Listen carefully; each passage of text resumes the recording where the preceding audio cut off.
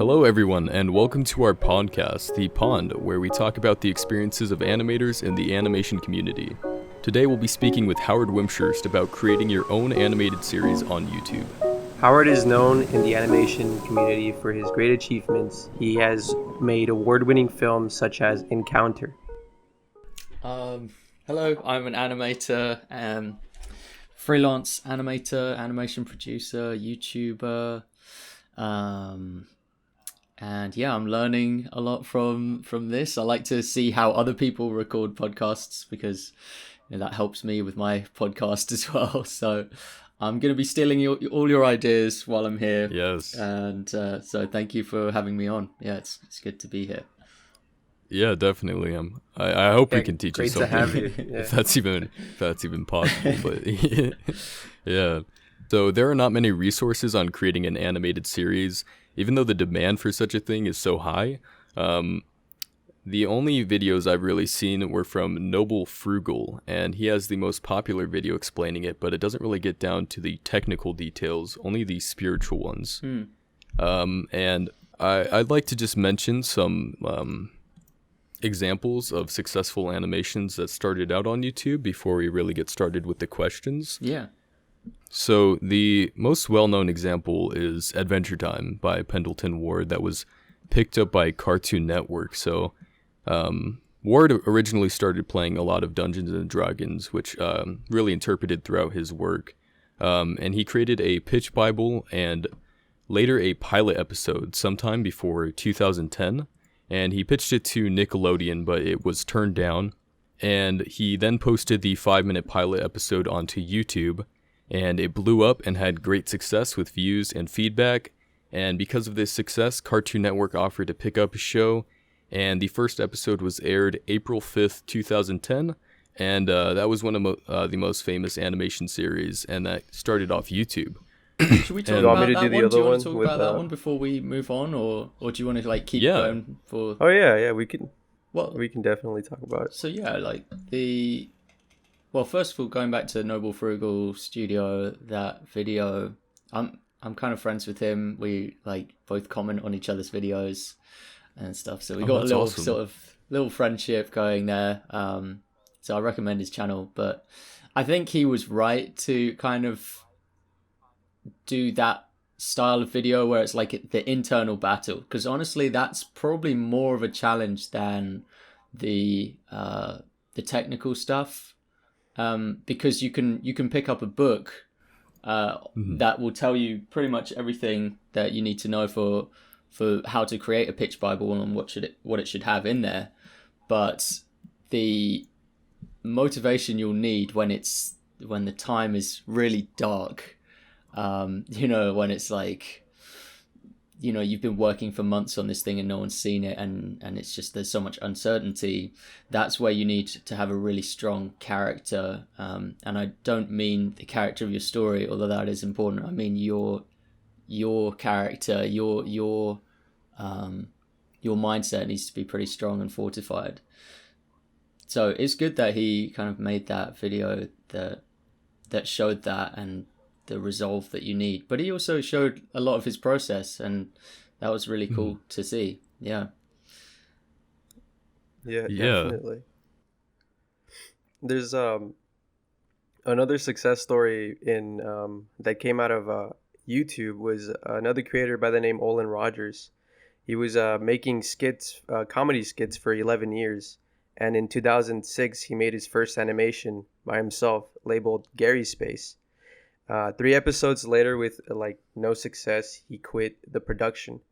But years later, Studio Joho helped him and animate his series rebooted Final Space, and hired many talented people to work on the voice acting and sound effects and etc. Right? But he published the 6-minute pilot on April 5th, 2016, and coincidentally, exactly 6 years after Adventure Time, I think it was picked up by the talk host Conan O'Brien, Lionsgate, and Adult Swim. Olin, I think, met up with Conan and started producing the the animation for Final Space, and from there, yeah, his show kind of took off, and I think they're at their third season right now, and that's like another thing that is pretty cool because Olin Rogers would get a lot of negative like stuff on YouTube, and even like through all that hardship, he persevered and made it like this very successful show.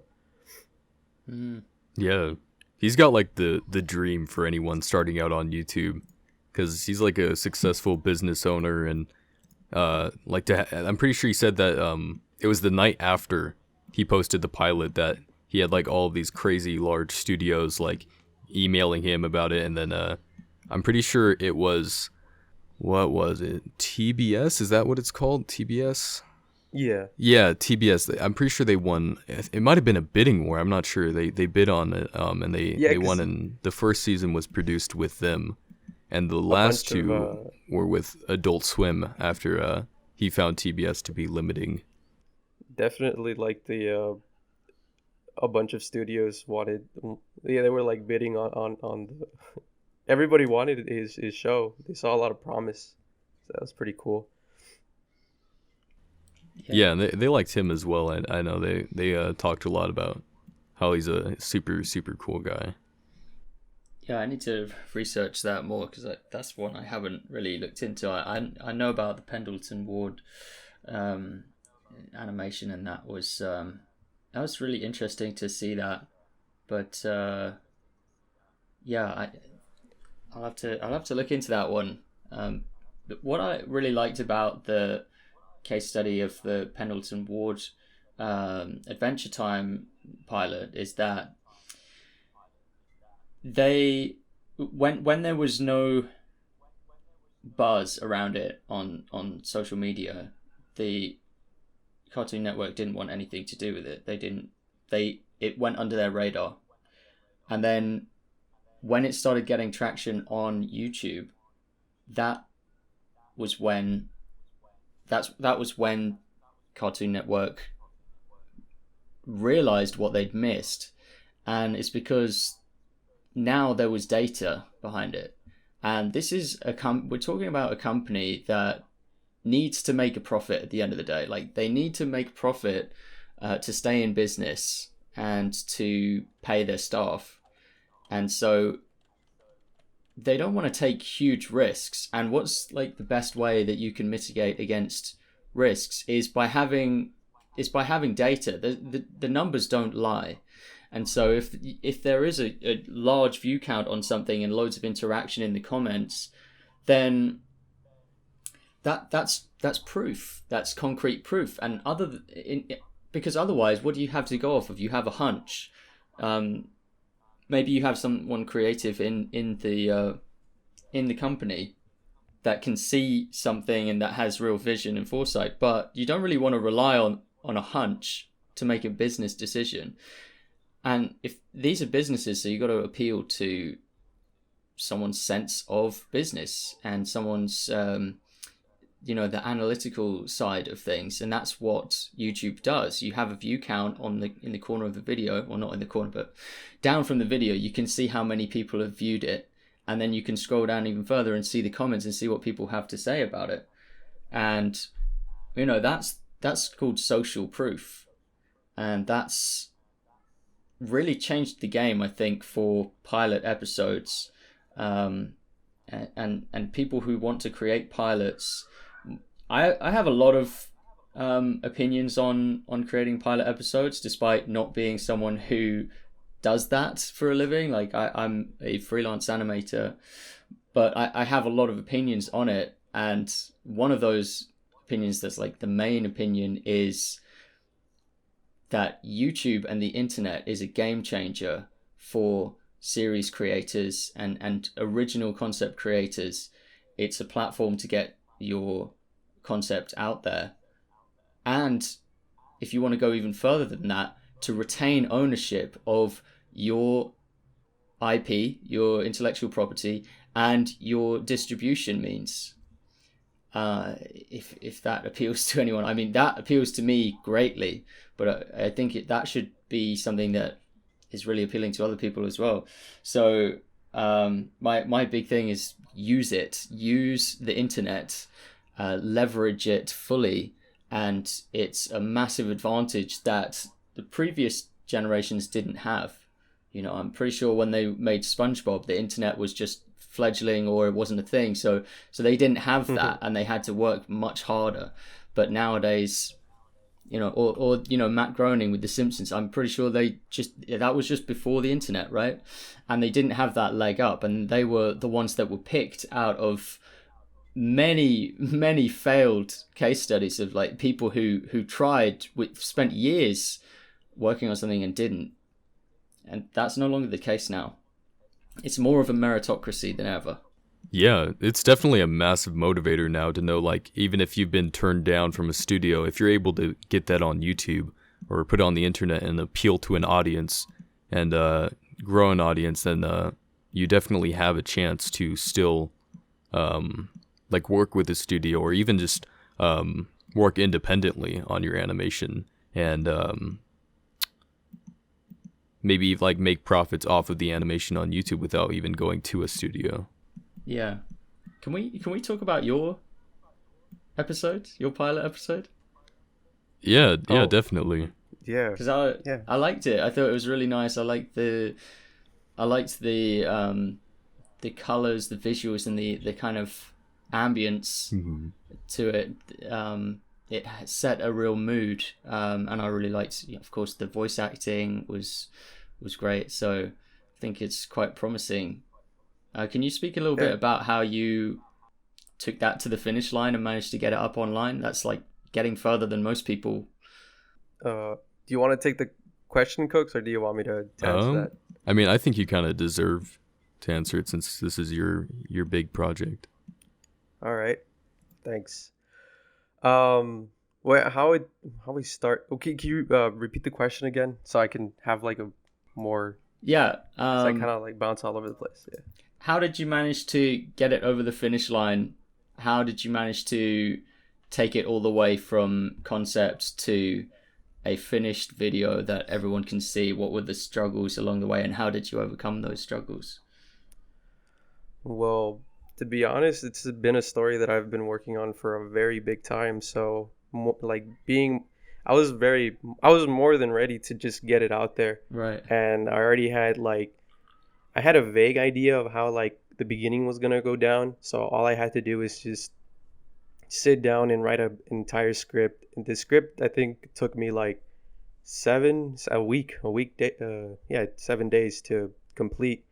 After that, I just told my team to wait, like the team that we had, and I made like a full animatic. Well, like the spreadsheets, you know how like you have like your little post-its. Yeah. Like I made that out of the script that I had wrote and how I had visualized it, and some of these scenes got I think scrapped, but well, from the script came the concept of the animatic, and then from there the animatic, and then from there I split the scenes into individual pieces for the amount of animators we had, and I gave each animator the scene that they were required to do, and then from there we had the color people that colored the animations, the files, the videos, the images, the frames, yeah. And then from there, me and Cooks compiled them, and Cooks is actually the one in charge of the coloring and I mean the lighting and everything. He actually did a really good job in that. Yeah. Thank you. And honestly, I know this kind of first episode is like very I mean there's a lot to be, you know, like left. You know, it's not in the highest quality, but it's good for a starter. And honestly, I kind of wanted this more to be an experience for the people that were involved in this more than it was like a job. So I really didn't push that hard.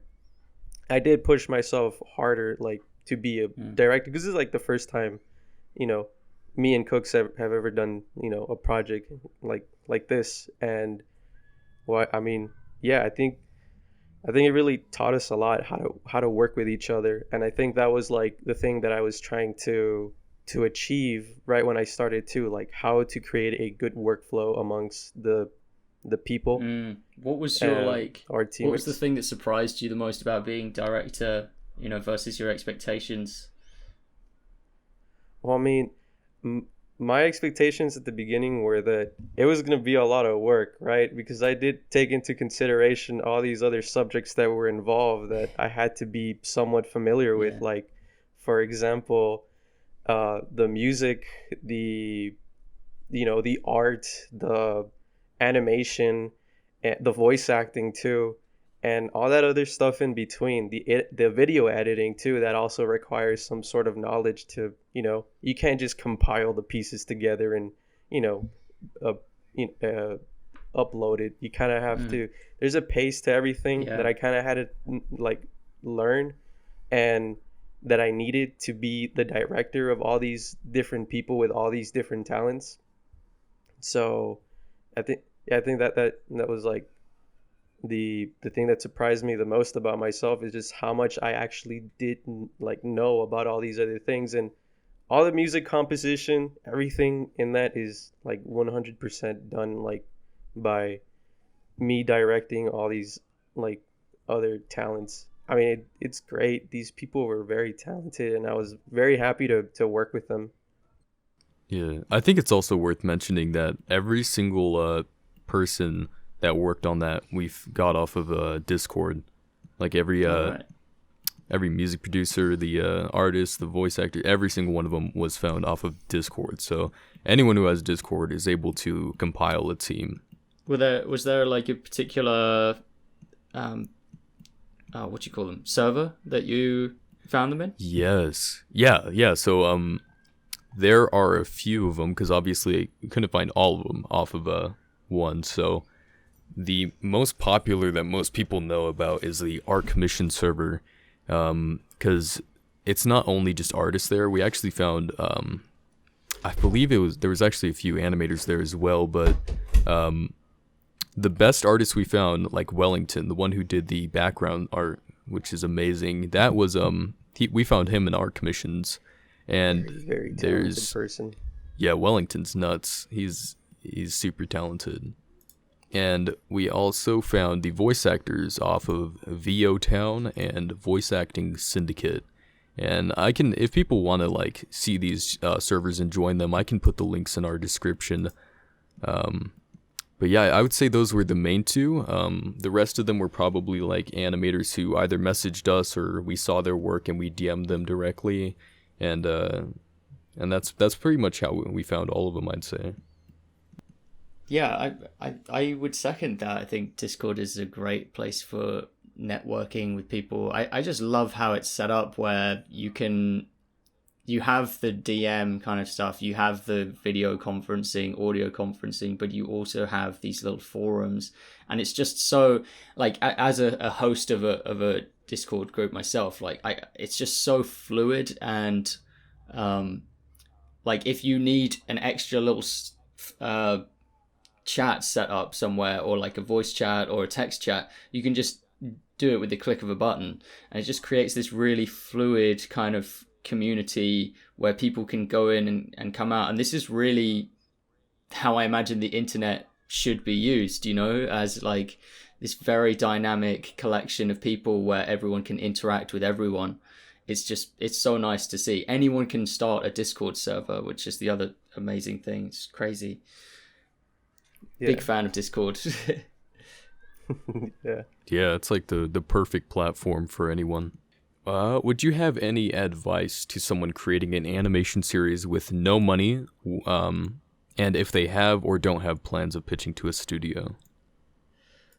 So, yeah, so this is considering if you have no money. Now, I can only really come at this from my point of view and like what I would do. And I wouldn't pitch to a studio. It's just it's not how I roll. It's not my style.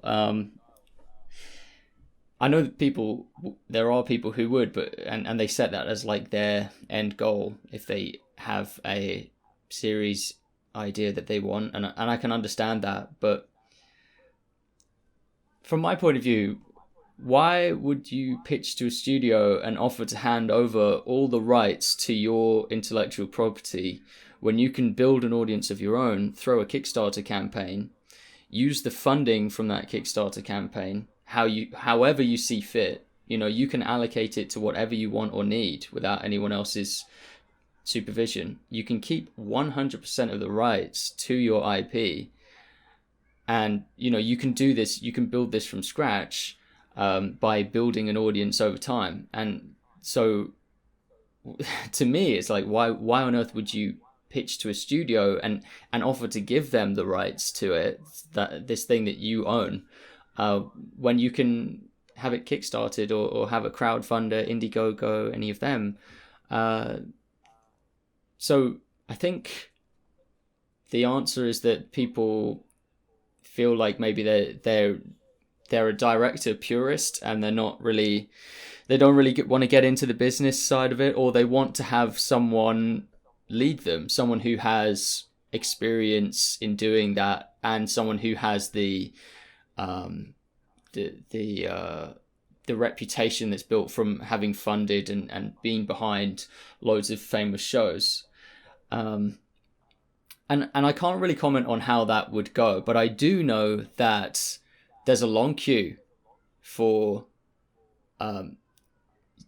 series directors to pitch their pilot episodes to these select few networks. You know, you've got Nickelodeon, Cartoon Network. I mean, if you're more adult, then it's like Adult Swim, Comedy Central. There's long queues out the door, and they can only accept a handful, like a tiny handful. If you look at how many shows are greenlit and actually make it through that whole selection process, it's a tiny amount, and it's seasonal as well. Sometimes they're just not in the right situation, and that might last for a year or for a year or more, where they accept no new shows. So, you know, it's to me, it's really weighted on this side of like independent, especially because of the things we have nowadays, the resources we have, and the access to your own distribution. By that I mean you can grow a subscriber count of your own. Those subscribers on YouTube, they watch adverts at the start and end of your video, and you get a percentage of the ad revenue for that if you're a Google ad partner. And so you can have this direct relationship with your audience. You can read them in the comments in real time. You know, they read a comment. It's not based on ratings from like a, you know, traditional cable TV. And so I feel like compared to it, to me, it's like if you go and pitch your idea to a studio, it's a bit like handing the shackles to your overlord and saying, please lock me up.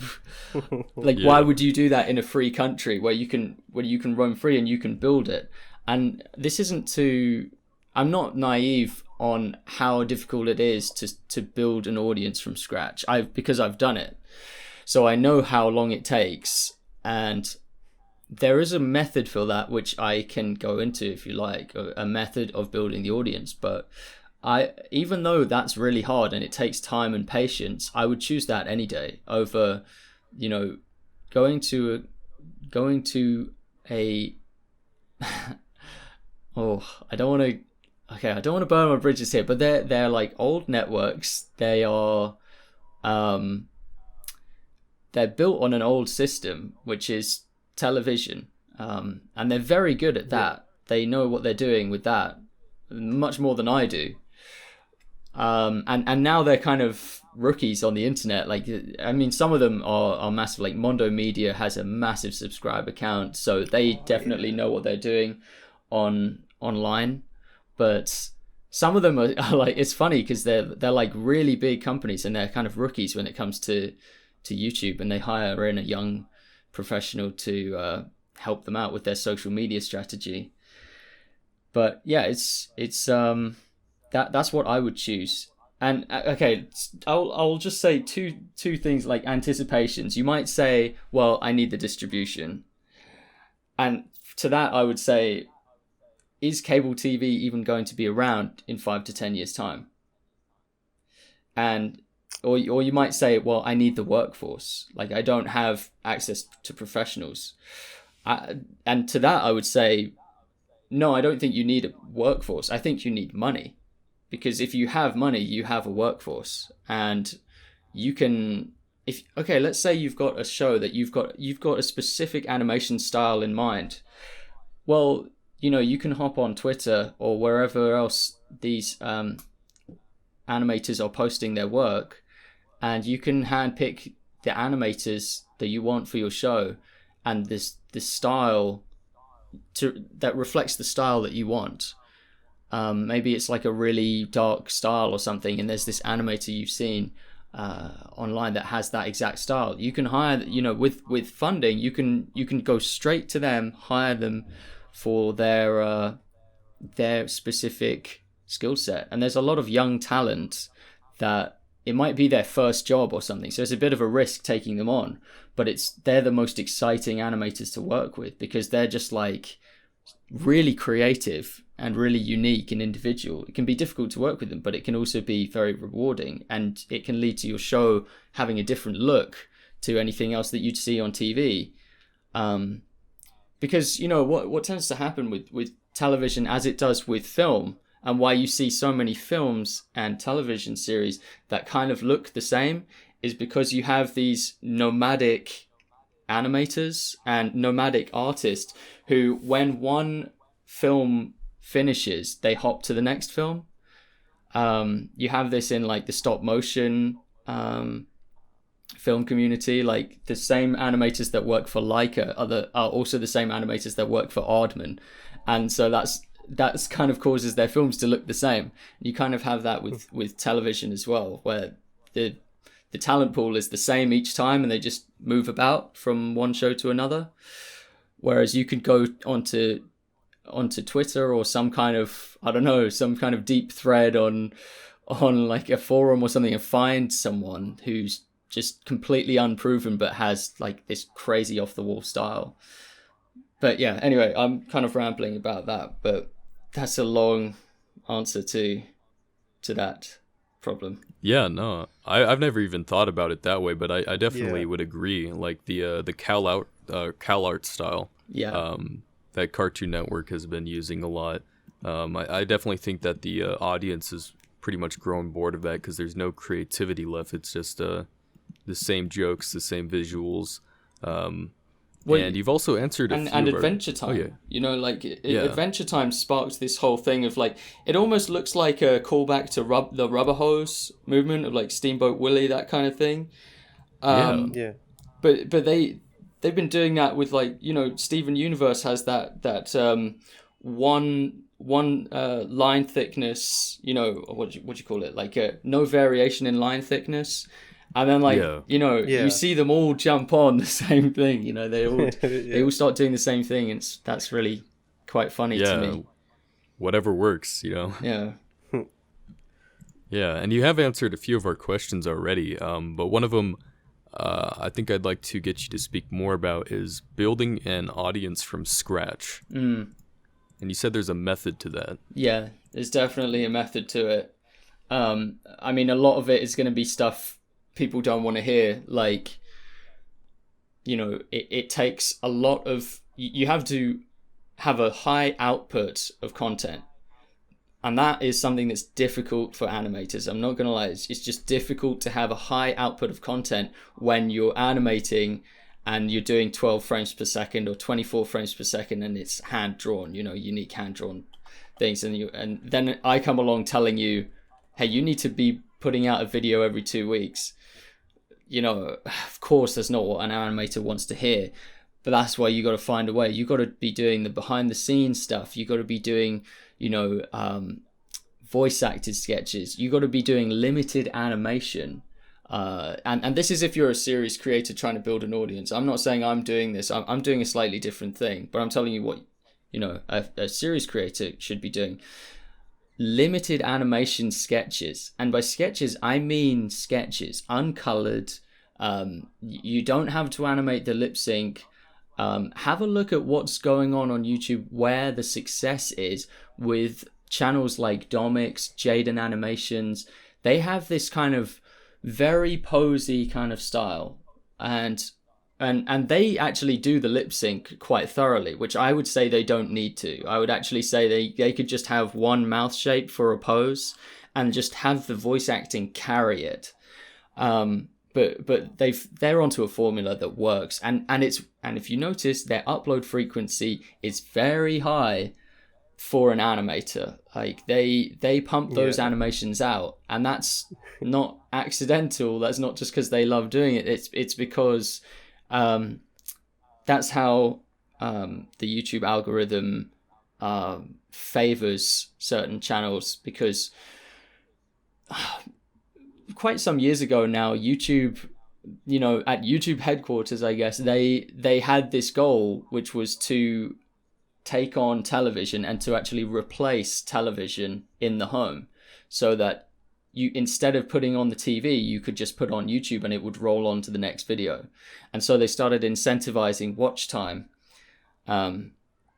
which means, they started rewarding channels that had a high output of content, high output of watch time. So, right, anyway, back to the main question, how to build the audience. So one of the things is to read all your comments and take note when there's a repeating sentiment in the comments. So one outlier comment doesn't mean much, but if another person comes along and says it, and then another person comes along and says it, there's a big group of people, there's a big statistical group of people behind those comments that is trying to tell you something, that if you respond to it and you adjust your content to those comments, you're going to be rewarded. You're going to absolutely thrill those people who made a comment. And that could be, if it's narrative storytelling we're talking about, it could be, man, I really want to know what happened to that character next. Okay, make a little spin-off episode.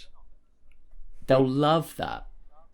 If you have multiple comments saying that, then there's more people who want it, and that might be the one that takes off, that just skyrockets. You can say, if it's like, I don't know,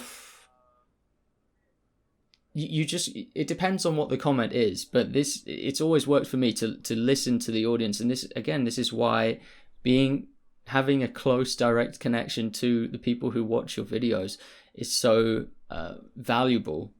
It allows you to make adjustments on the fly really quickly and respond to them, because you're serving them. If you care about the audience you have, not the audience you will have, but the audience you currently have, if you absolutely thrill them, they're going to be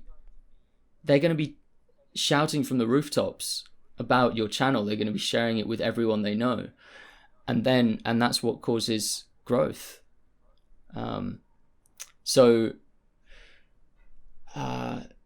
There's this idea I have, at a certain point it's going to reach critical mass and it's going to be snowballing, and when that happens, it's lovely because you don't have to do that much and you keep on growing. Well, you do have to keep on making good videos, but basically all of your effort can be put into producing better videos, and that's what you want. But in the start, you can't be just doing that. You have to get out and push. You have to get out and push when you're starting off. So I was the number one spokesperson for my YouTube channel when I started off. I was telling everyone, okay, not in person, because I didn't really want people who I didn't really want to tell people like in my day-to-day life. I don't like them knowing that I make videos. It's just weird. I don't like them watching my videos. It's just odd. I want them to actually talk to me face to face rather than just, oh, let's see what Howard has to say and click online and then I have to watch like myself on the screen. No, I don't like that. But I was on forums, you know, at the time Google Plus was the thing that, and it failed since then, but it was the thing. It was a bit like Discord in a way. It had all these forums and I would just go into each forum, paste in the link to my latest video, and then go Control Tab to move across to the next forum. Control V, Control Tab, Control V, Control Tab, Control V, and I'd, you know, post it. I'd spam it across 50 forums. I know it's not good. I know that's like a bad thing. I probably broke their terms of service, but that's an example of getting out and pushing. And then you know what? Next week I'd be back with another video and I'd do the same thing again. I was spamming my own stuff because. And it was not in just irrelevant forums. It was in animation forums. And I would put with it, I think you'll like this video, you know, or something like that. You got to get out and push. That would be my advice for that. And keep going with it. You got to keep pedaling. You ask any YouTube creator who's like really successful now, there was a dark time in their past when they were getting no feedback, not even a hater, because there was no one on their video, and they were getting no feedback, but they just loved making it so much that they just kept going, and they had faith in what they were doing. They knew that they were onto something and that they could do something with it, and those are the people. So many people, they don't need any, like, or they will, it's a self-selecting process. So the most dedicated people who will just keep their head down, keep producing content, those are the people who will eventually break through. That's very well said. Yeah. I would say in a case like ours, where we have a channel that we are posting our finished animations on, I'm curious as to what you would think our kind of marketing plan, with quotation marks. I mean, right now, what we're thinking of doing is, well, the first thing we actually have finished is something called Saturday Morning Shorts, which is an idea I got from watching this small YouTube studio called Studio Miela. I'm not sure how it's pronounced. It's an Irish word.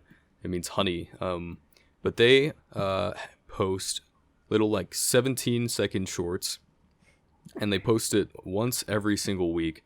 I love that. And they seem, it's super cool because they've only been, it looks like they've only been really doing stuff for like a year, and they're at 7,000 subscribers. But yeah, they've got little animated shorts. That's great. And they seem to be doing pretty good for themselves. So, I mean, I stole that, and yeah, dude. And I was like, yeah.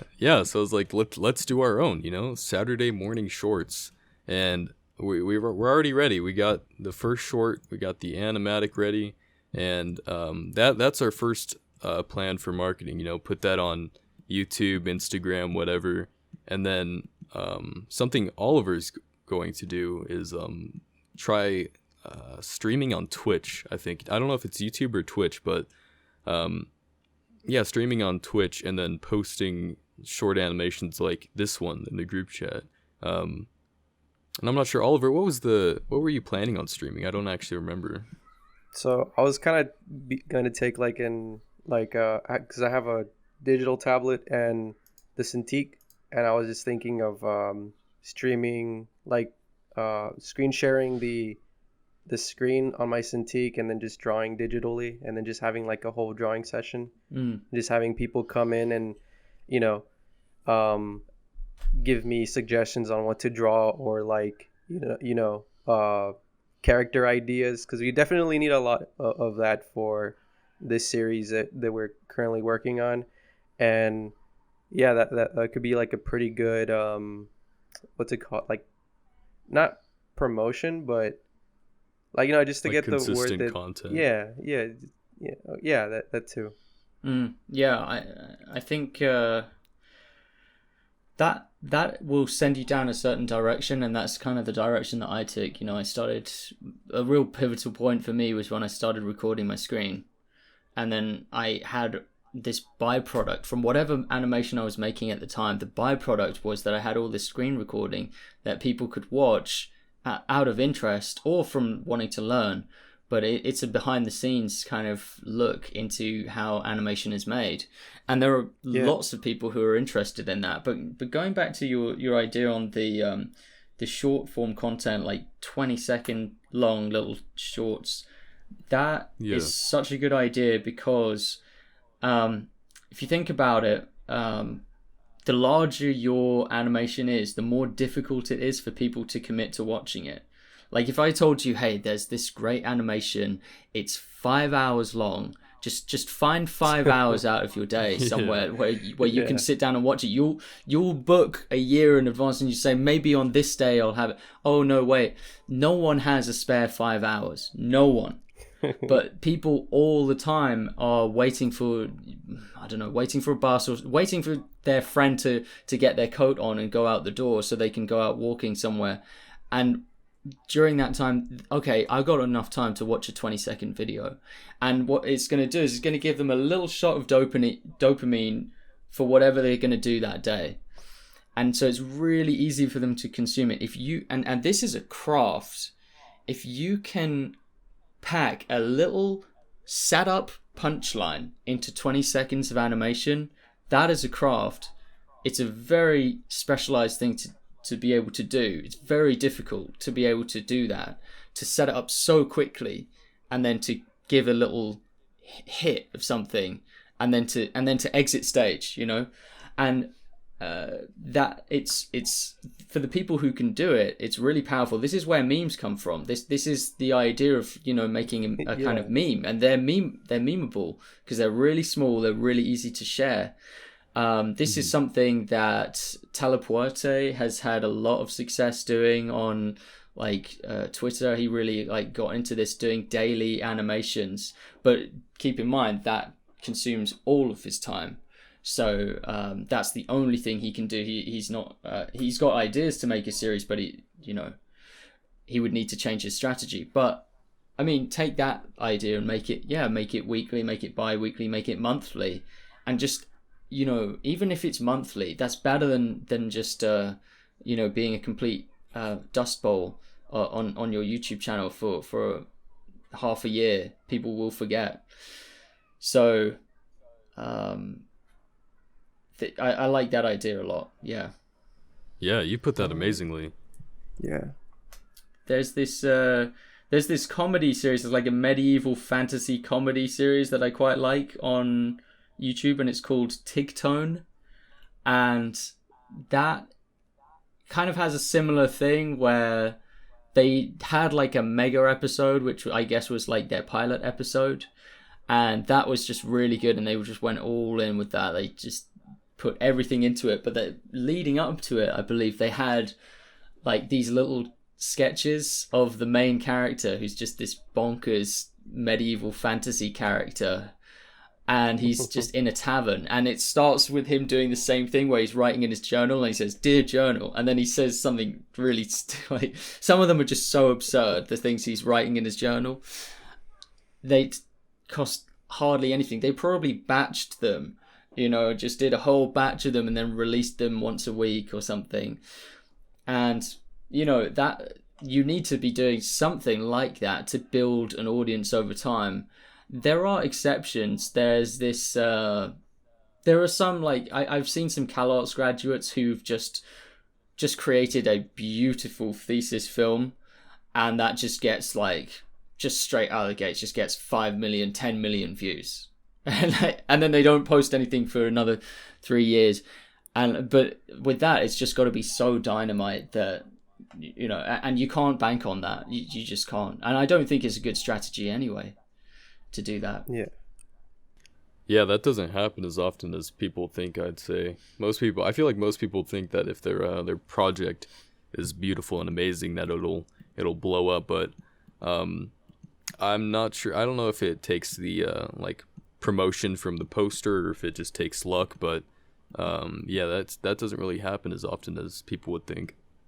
Well, yeah, there's a lot that goes into it. I mean, one of the concepts that I have is a meta story. I'm not sure if this is something I came up with, or I think someone I know kind of came up with this and I adapted it a little bit. So the meta story, this is a really interesting idea, and it's good if you can get one, but it's okay if you don't. But it can be that thing that just sends it viral. The meta story is a story about the thing, the video or whatever it is, and you can sometimes see this in like titles. And I kind of figured this out one day when I was browsing. I was watching animations as usual because I watch a lot of animations, and I came across this video, and this was a video that I had already seen years prior, and it was on YouTube. When I had seen it ages ago, it had a different title, a less appealing title. The new title was something like Chinese student makes a fight scene animation. Something like that. Which I thought was a fascinating title, and it's a great example of a meta story. So if I hadn't seen it before, I would really want to watch that because I'm just curious about how good a Chinese student could be. Yeah. It's just like it just triggers that curiosity in you, like, oh, I wonder how Chinese students are getting on. Like Chinese students, it's probably really good. I don't know, because they've just got this education system there that's completely different. Who knows? But it's just ignited these curiosities in my brain, so I want to click on it. I want to watch it. So that's an example of a meta story, which is like not really the animation alone, but it's about how it was made. Yeah. I actually have a good question about that. Should you take advantage of clickbait, or should you keep true to an artistic thumbnail and a descriptive title? So you can kind of see from my channel how I tread that line. But I will say that clickbait is when you don't deliver on what's promised by the title and thumbnail. So as long as during the video you deliver on your promise, it's not clickbait, and it's totally fine to do it. If you say this is the best video ever made, and it is the best video ever made, it's not clickbait. Like an example of clickbait would be, if the title of the video is Shark Attack Caught on Camera, and it's a video of people swimming in the sea, and there's never a shark in the video, no shark enters the video, that would be clickbait. You've been deceived, You've been fooled. That is a no-go. What you should do in the thumbnail and title of your video is you should make a promise to the potential viewer. You should make a promise of what they're going to see, and then deliver on it in the video. So make them a big promise that hooks them in. You're about to see something crazy or whatever it is, but I think that's the essence of a really, really good thumbnail and title. There are exceptions to this. Sometimes you see a black swan that's just a great thumbnail and title that it does not adhere to the rules. In fact, I've seen that quite a lot on my time on YouTube. But the one that's worked the best for me is exactly that. And you don't have to do it so bluntly. But if there's something about your thumbnail and title that just that does kind of it makes a promise. It says, it kind of tells you what you're gonna be in for in this in the video. Those are the best ones, and I try and do that with all of my thumbnail and titles. So the best place to learn about that is either my channel, which I'm not the best at it, but I've figured out some things, but really you should go on to a channel that's had explosive growth on YouTube. Learn from the best, and the best at this, who's really just cracked the code 100%, is Mr. Beast. He completely cracked the code. He only makes home run videos, and it's a different genre to mine entirely. But man, I study his stuff because he's the best at it, and he's had the fastest growth that I know of. Him and ZHC. So learn from the best. Yeah, I really like that. The crazy thing is, I wouldn't even say that his thumbnail and titles, I would never say that his thumbnail and titles are deceptive in any way. You literally, like, he makes the most bonkers titles and the most bonkers thumbnails, and then the video he delivers on it. He actually goes and does it, and you're like, no way. That's why when you see one of his thumbnail and titles, you're like, no way. There's no way he's done that. It's impossible. No way. And then you go onto the video, and sure enough, he's done it. I'll be damned. Yeah, he's one crazy guy. Absolutely. Oh yeah, well, going back to the topic of creating your own series and stuff like that. When you're creating a series and you're uploading it on YouTube, is the story more important than the visuals?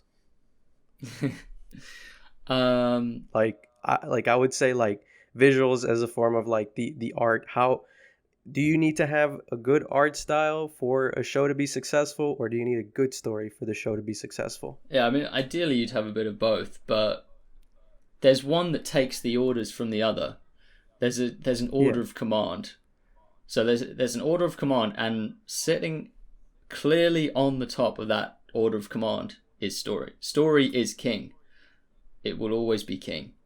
And that's because story calls to something deep within our nature. Story is how we, as a species, learn. And it will always have that special value. It always has for thousands of years. Since before recorded history, we've communicated through story. So that it's a very powerful thing. And the without story, or if you just have visuals, the highest level of emotion I can feel towards something is being impressed by it. Which is, I mean, it's nice to be impressed, right? It's nice to be impressed by good visuals, but it can't really go beyond that without some story. Like stories have the power to literally change people's trajectory in life and set them on a new path. That's something you can't do with just visuals. So, and also I'd say, making a series takes a lot of work. Don't waste your time making a series that will be forgettable by not working on on your story element. With a good story, people won't be able to forget it. Yeah, that is true. So yeah, there's a lot of things in the order of command in a film process, and depending on what kind of setting, what kind of environment you're making your film within, these things rank differently. They all kind of compete for a higher spot on the chain of command. So you have beneath story you have the cadence. How does it feel? That you have the plot, of course, the sequence of events and how they unfold. And so plot is really important, of course. The performances, performances of the characters, the continuity and the immersion. How immersive do you want it to be? Do you want the audience to know that they're watching a constructed film, or do you want them to think that this is real life for a minute? Editing and pacing, composition, and of course the technical proficiency in the animation itself. Now, by the way, the people who obsess over the technical proficiency in animation the most are other animators, not the audience.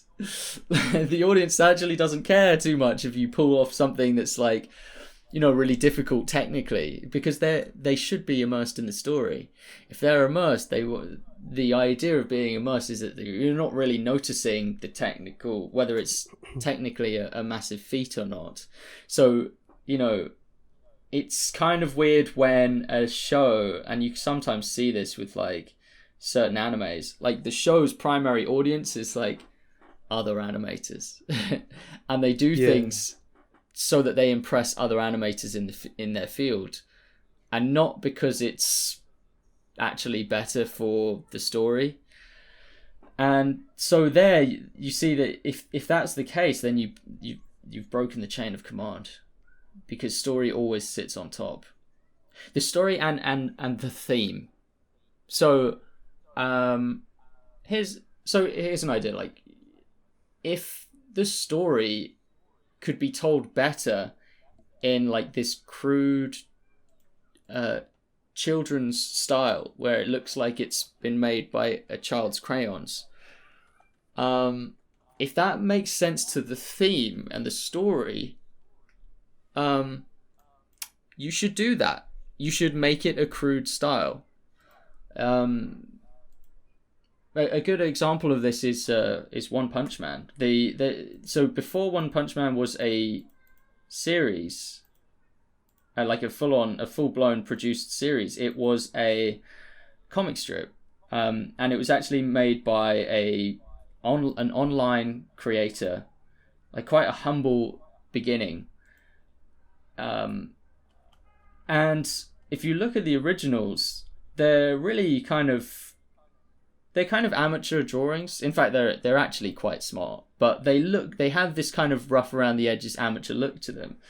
But one thing the creator did get right is the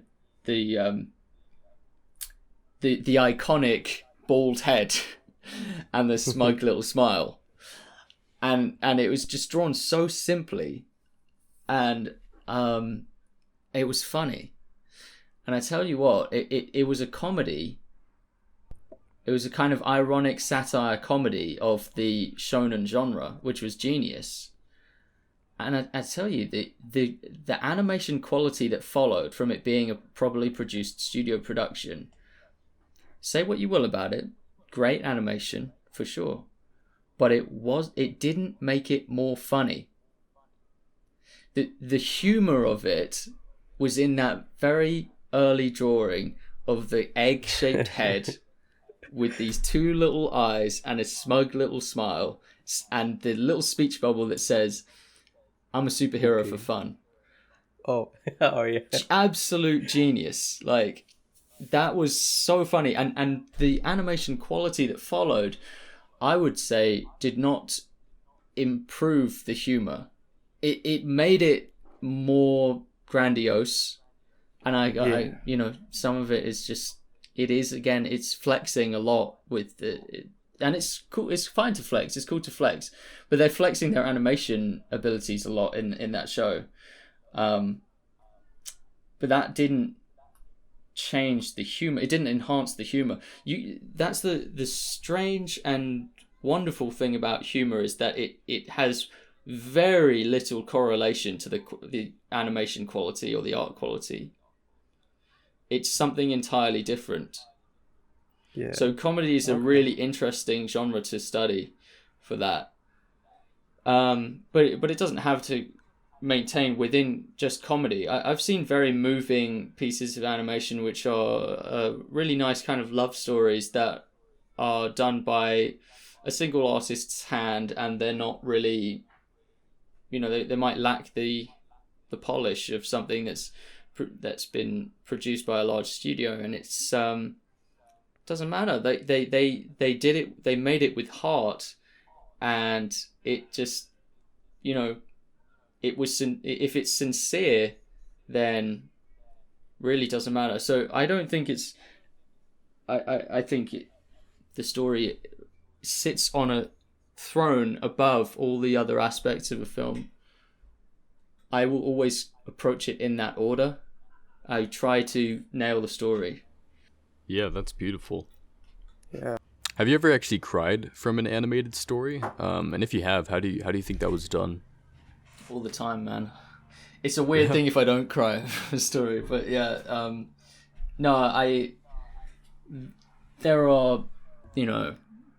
There are stories which just do that. They just break you.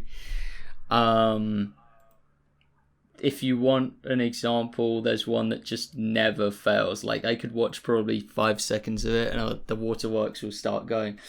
And that is, it's a music video, funnily enough, called Moving On. The band is James, but it was animated by Ainsley Henderson, and it's about the life thread from a person, and how when one person dies, the life thread moves on to someone else who was born. So it's a very poignant thing to anyone, to be honest. But I don't know, it might be because it's about a certain topic of like terminal illness, which seems to hit me quite hard. But like, who doesn't get hit hard from that idea? But like, you know, a very young person who is terminally ill like that, just yeah, it's pretty heavy stuff. But that's like it's a really beautiful music video. It's stop motion, and it's happy sad as well. It's like there's happiness and there's sadness in equal measure, and that just it makes for a very special viewing experience. I've seen it many times. Saw it in a film festival first time, I think. And yeah, it was great. Yeah, that's one that I would recommend for everyone to watch. Yeah. Yeah, and would you say that most of the time, when you do cry from an animation, would you say it's just from putting yourself in their shoes, like relating to the character, or is there more to it? I might have actually cried before on a few occasions from like just seeing how amazing an animation is. Oh yeah, I've had a lot of those. Yeah, like the sincerity with which a drawing was made, that can really. And that's because I have such an appreciation for the craft that when you see a master do it, and especially if there's a context around it where they've taken an experience in their life and then they've made it into a beautiful piece of art, there have been times where that's probably brought on some tears. Yeah, and not even animation, but also reference footage. So there are actors' performances that have done it. A lot of when I watch an animation and it you know elevates my emotions to that kind of level, it's the same thing that goes on in film, and it builds to it. You know, it can build to it, but there's some things that so reference footage, if I watch a really good actor's performance and it's just well written,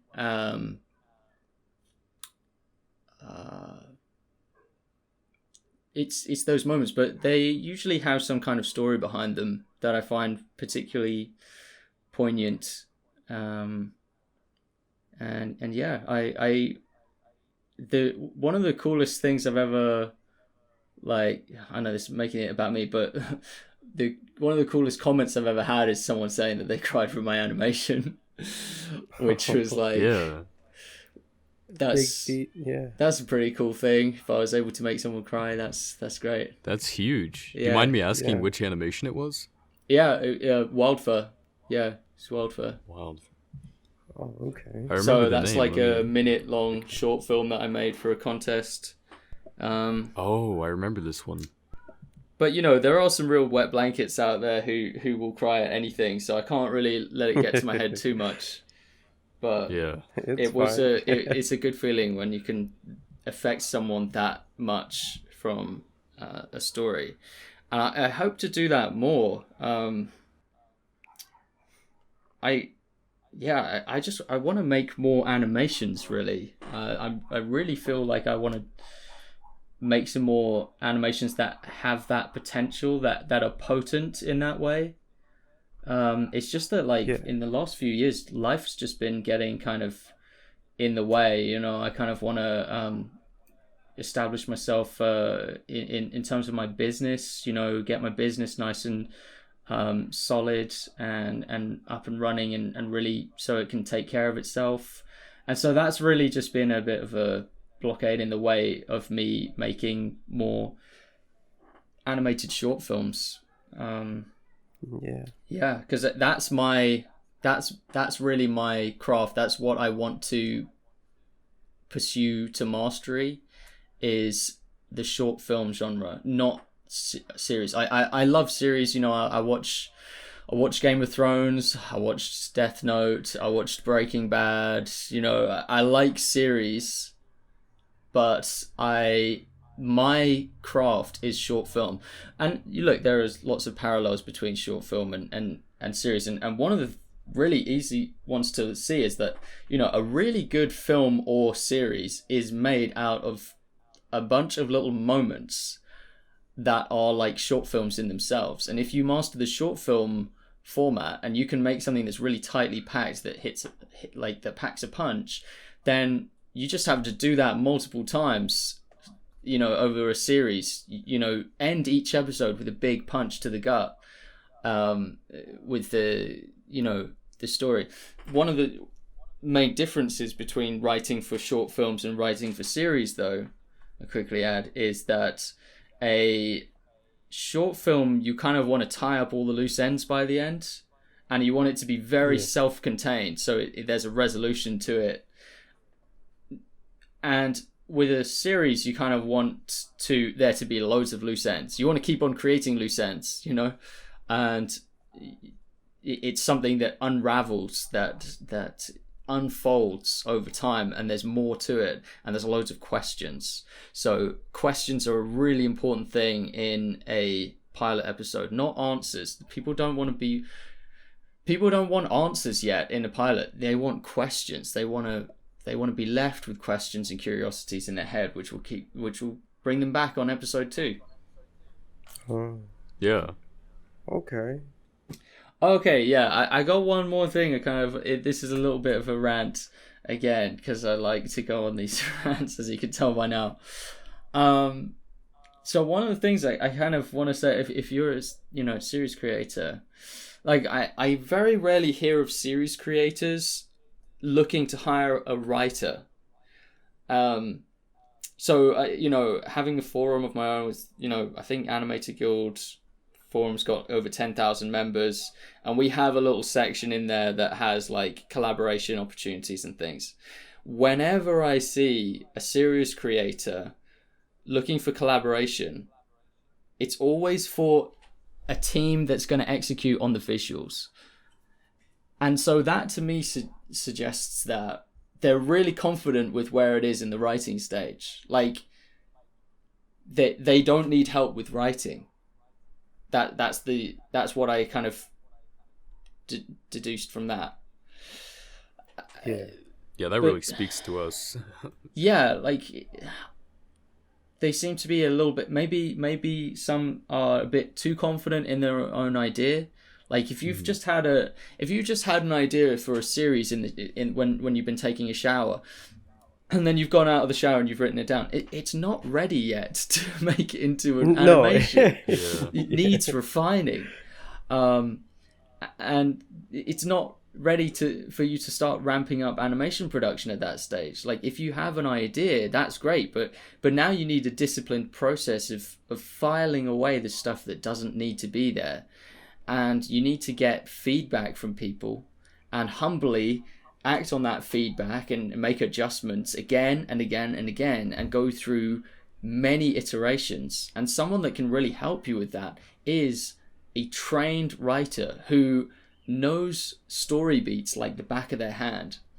There's these principles that you can follow, and yes, like John Truby is one of them, but there's the hero's journey, that kind of thing.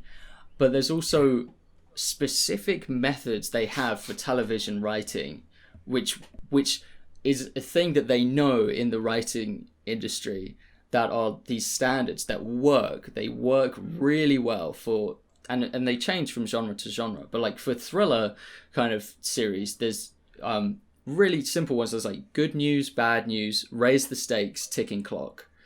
And you ask a thriller writer of a thriller, any kind of thriller series or any kind of action series, you know, they know these like the back of their hand. So they go through your script and they'll say good news, bad news, raise the stakes, ticking clock. Good news. What's the good news? You need a good news in each scene. What's the bad news? Something's gone wrong. You know, you need a problem for them to solve. Raise the stakes. Why is this more important now than ever?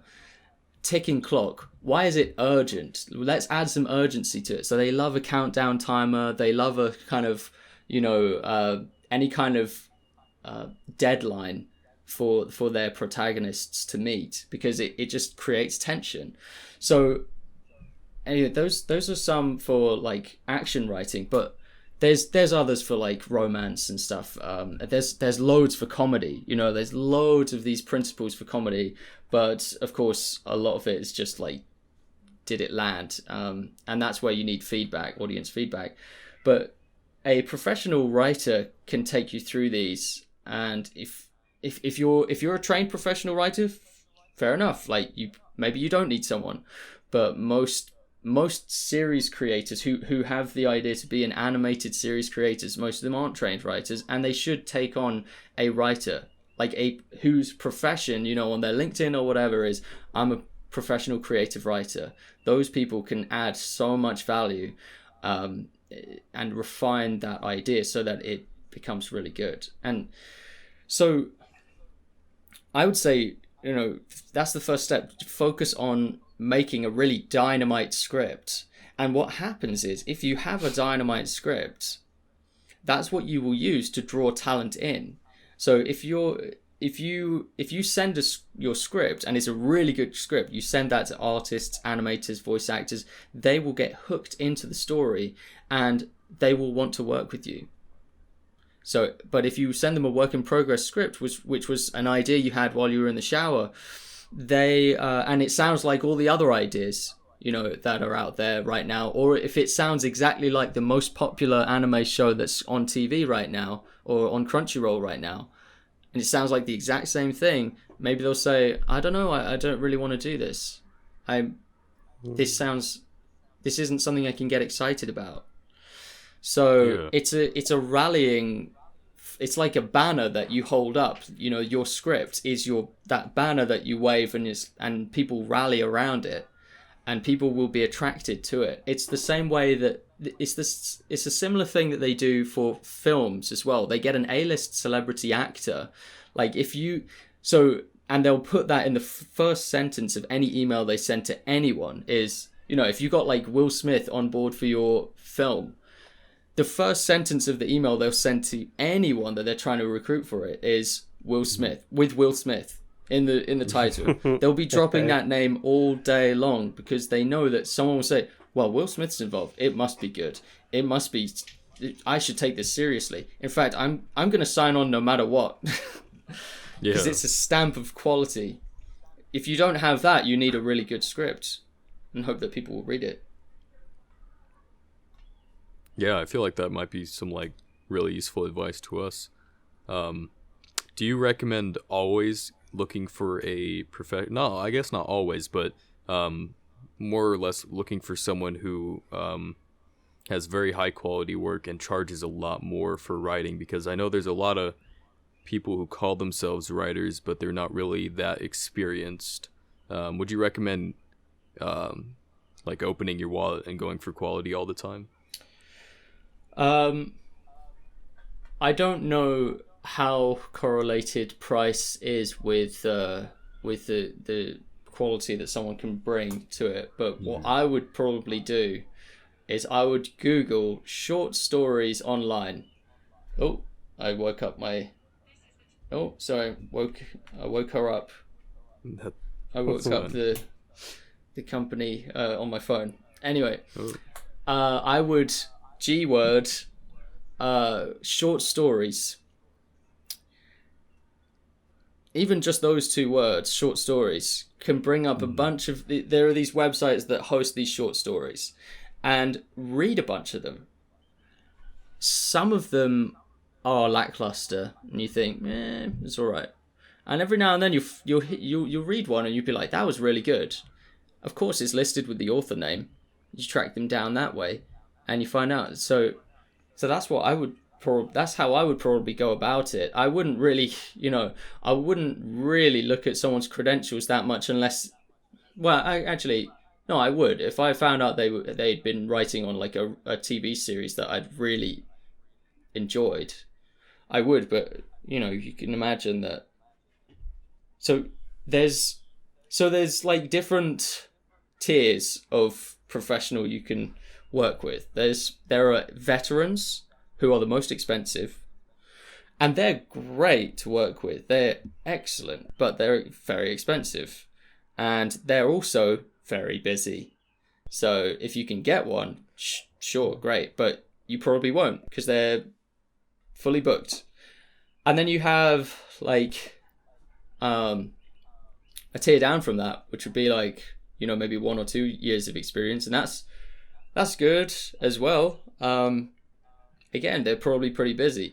The least busy people who, you could probably get are students, except students a lot of the time don't have a very good process and they are committed to their grades. And then there's like, there's people kind of in the middle who are amateurs. Amateurs, again, very difficult to rely on them for anything. But you might find one that's kind of fallen through the cracks, that is just currently looking for work, doesn't have work, but is a really good writer. And the real thing you have to go off of is their material and their original work or their commercial work. A good writer to me is someone who can spin a story out of anything. They're given a little bit of material. It's a bit like one of those freestyle rappers where you just feed him a word and then he'll just make a whole freestyle rap about that word. That to me is a good writer. To me, a bad writer is one who has their precious little IP and they only work on their IP and they don't know what to do if given another theme or another theme or another prompt. They can only work on that IP and that's their precious darling, and they've never written anything else other than their own IP, which has never had any feedback from anyone.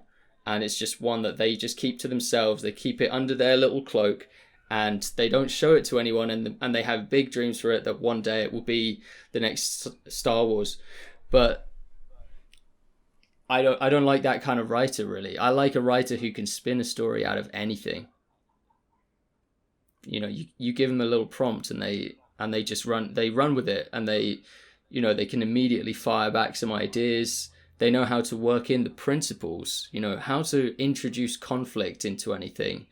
And like I said, raise the stakes, put a ticking clock on it to make it increase the tension. They just know all those little narrative devices. There are just loads of these little devices you can do for that. And of course, how to restructure it so that it hits harder. Yeah. It's a weird craft, isn't it? Yeah, really. Yeah, but I don't know. It's a funny one because, some writers, they have variable levels of success. They might write something that's really good and then they might write something that's not so good. It's just difficult to tell. Like a writer will tell you that about their own work. They'll say, I don't know when the next successful one's coming along. This one's a bit. This one might not be it. They don't even know themselves. So it's a funny old craft. Yeah, absolutely. But it's good to have someone give a good hard look at your script. If you pay them to really put it under a microscope, and they will come up with things. Hopefully, like, you have 2 characters here that represent the same thing. Let's just combine them into one character. That's one character now. There's one less character for your team to animate further on down the line. Condensing it like that. If they're writing for animation, they'll know things like that. They'll know that it's really costly to add an extra character in. So why don't we work with the characters we've got? Let's make it really lean and only have 3 characters in the whole story,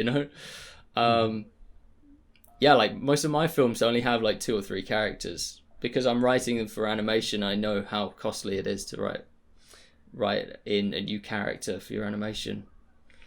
But that's that's an example. Yeah. You spend money to make money, or to save money, I guess in this case. Yeah. Yeah. Well, that's a good point, actually. Like, sorry, I'll finish soon. I'm on a complete ramble. No, you're good. It's good for podcasting. Yeah. I would say as well, it's good to plan out for yourself how it's going to make money.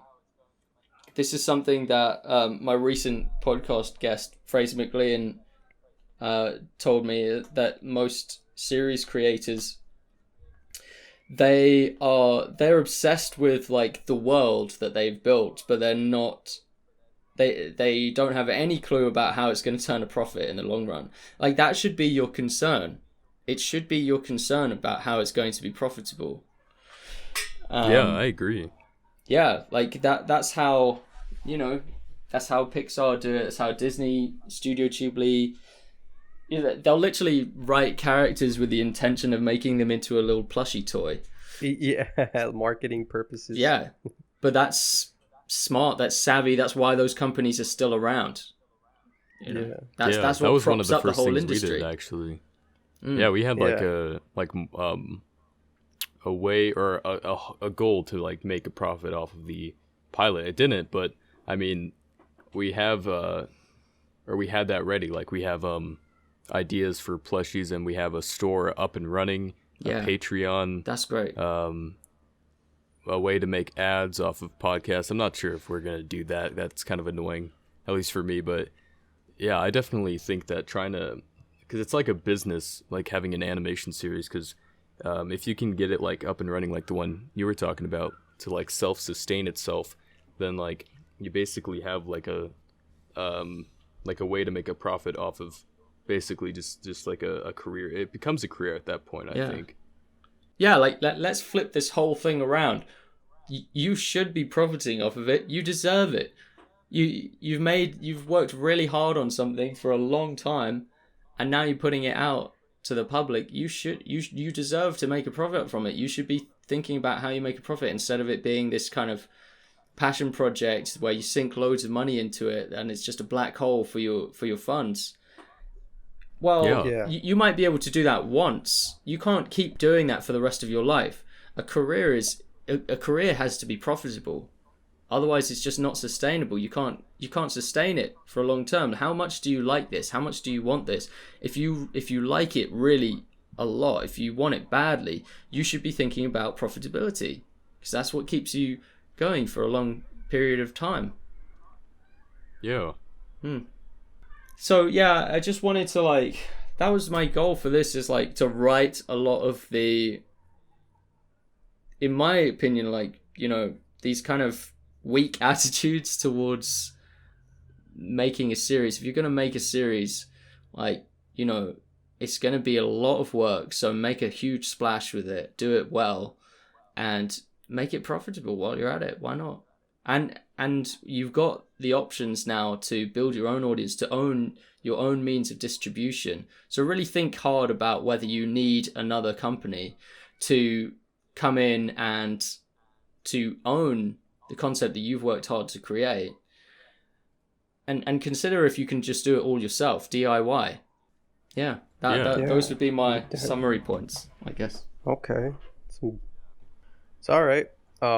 This is the last question. You said something earlier about experience. I was just wondering, regarding your previous podcast with Cooks, you said that the hardest criticism you've ever received was that you could not make a real animation because you have not experienced life. It's been 2 years now, so do you agree with him? Can you make a good story without wisdom that comes with age, experience, or hardom?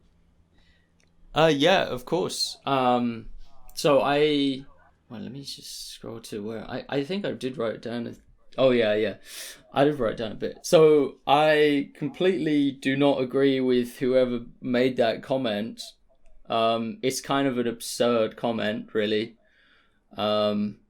because humans most ordinary functioning humans have empathy. And empathy is what we use to put ourselves emotionally and logically into the situation of another individual. So, like, do you think that George R.R. Martin ever actually rode a horse or swung a sword? Probably not. And yet he wrote one of the most successful fictional franchises of our generation because he has a great ability to research history and to empathize with those historical figures. It had nothing to do with him living the experience. We don't live in medieval history. We don't live in Middle Earth, if you're Tolkien. And yet they were able to write these characters so convincingly. It's because they had empathy. And, it takes empathy and deep thought. Just think about something and put yourself in the shoes of the character. You don't need to experience it yourself. Imagine how limited we would be if we could only draw on our own experiences and not the experiences of others. Like, how much of a limited existence we would have, and how handicapped we'd all be if we could not perceive a reality outside of the one we're living in our own flesh bodies.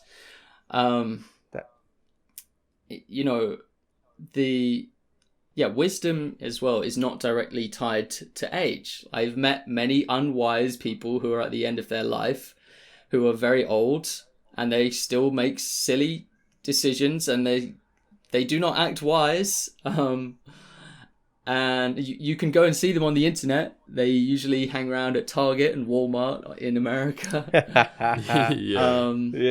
And I've met children who ask the most incredible, brave questions that are piercing questions, like questions that an adult, I don't know why, but an adult wouldn't ask them because they've been conditioned in a certain way and children haven't. So, children can have very pure kind of this, quite an interesting, surreal level of perception with things. Sometimes, most of the time not. But I'm saying there are outliers in this. It's good to experience things, and I want to, I want to continue traveling as much as possible. And when I travel, I take in everything and I try and bring those things to my animations for sure. But, I also get a lot of research done